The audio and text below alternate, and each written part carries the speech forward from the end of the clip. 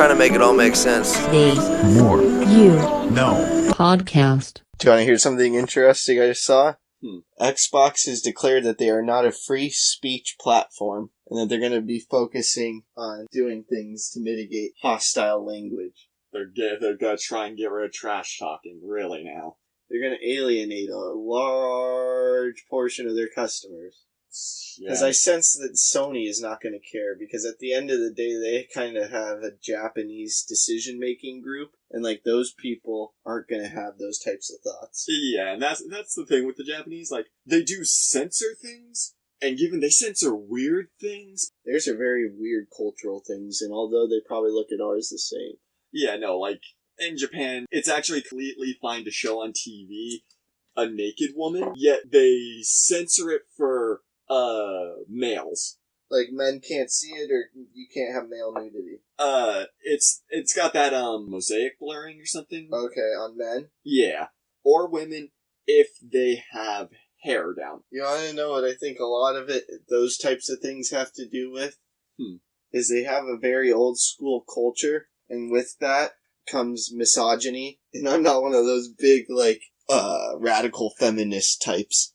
But with that, it's like, we don't want to see dicks because that's gay, ultimately. And, like, she's got a bush, she needs to shave that, you know? Like, it's the most, like, old school, basic style of thought. And I think that because they're so old school, like kind of like the 20s type of, like, grandpa type of personality type, the concept of free speech is one of, like, the essentials towards gaming. Yeah, it's freedom of speech, and, like, it's freedom in general, because it's like, I could go play GTA, go shoot up a town, and do illegal drugs in the game. That's a great point. So is Grand Theft Auto not going to be allowed? Are we not going to be doing rated M games? Yeah, that's the thing. It's like, you can't do that. Like, you can't, like, some places ban those games, but people still go and import them. And it's one of those things where it creeps and creeps and creeps, where it's like, oh, there will be no more World War II games because we don't want to have Nazis. Which is like, did you know in the Call of Duty World War II game what they did with that? What? They don't have any Nazi signs. How in the world can you not have a single Nazi sign in a game of Nazis? Because it was offensive. Yeah, didn't they do that with, like, Far Cry 4 because they had the Confederate flag? Well, no, Far Cry 4 is a game that's blatant propaganda that's trying to spring racism towards white males. Yeah, It's just to make white people seem racist and stupid. Yeah. So the whole basis of it is it's in, like, Montana or a state like that, and there's a white supremacist group that are the antagonists. Yeah, like, I just know it was either that game or another game that brought up the whole issue with the Confederate flag and why everybody was getting uppity about it. Yeah. No, it was really an attack on them and an attack on the flag and really just white Americans in the most blatant form. It's fascinating because, you know, you wouldn't talk about somebody from Kenya because you don't know what Kenya's like. Well, yeah. If there was Martians on Mars, I wouldn't talk about them because I don't have a faintest idea what they're like. These people who created this video game created about country type of people who are white and don't have the faintest idea what that culture is like and just put a blatant attack on them, which is what the racist white people in the South did in the 50s with segregation ultimately and with slavery to extents.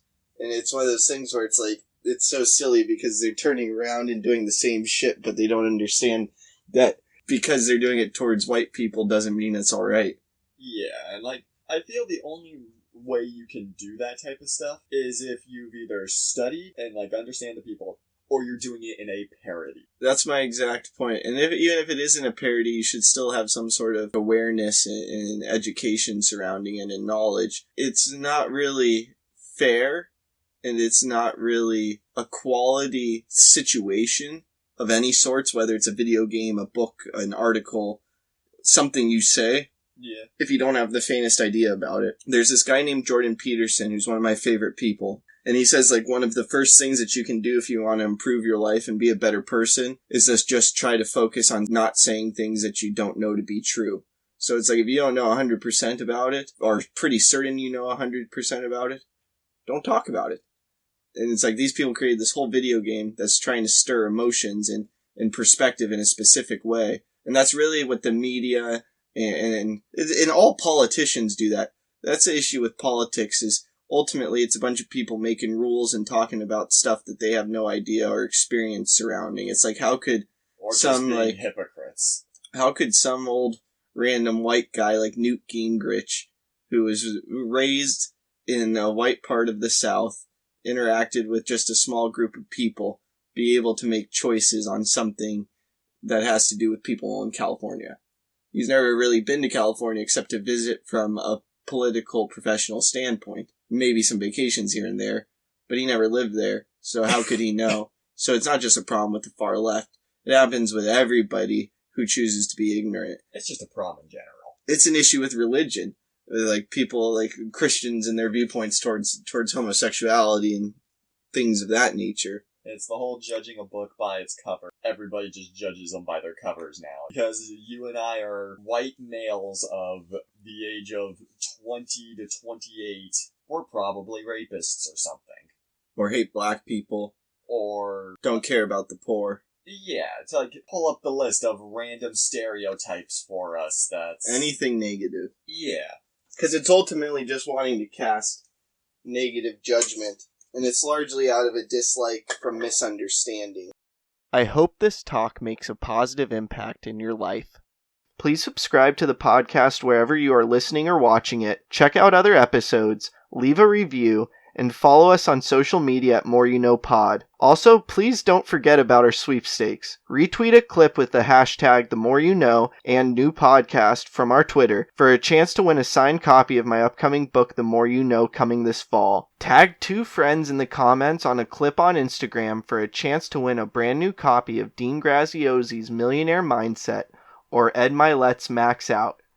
Like us or share a clip on Facebook for a chance to win a book I have read that highly inspired me, signed by me with an inspirational message. Again, thank you for listening as we propel with podcasting through the More You Know. I'm